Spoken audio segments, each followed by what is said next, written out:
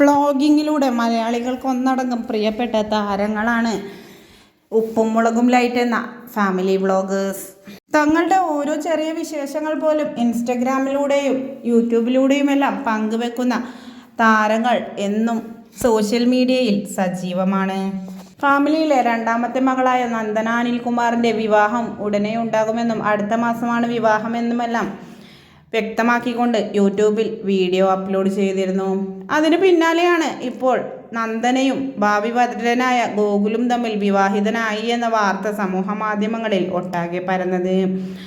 നന്ദന തന്നെയാണ് തൻ്റെ ഇൻസ്റ്റഗ്രാം അക്കൗണ്ടിലൂടെ ഇരുവരും ഒന്നിച്ച് താലി ചാർത്തി ഹാപ്പിലി മാരീഡ് എന്ന ക്യാപ്ഷനോട് കൂടി ഇരുവരും താലി കെട്ടിയതിന് ശേഷമുള്ള ഫോട്ടോ പങ്കുവെച്ചുകൊണ്ടെത്തിയത്.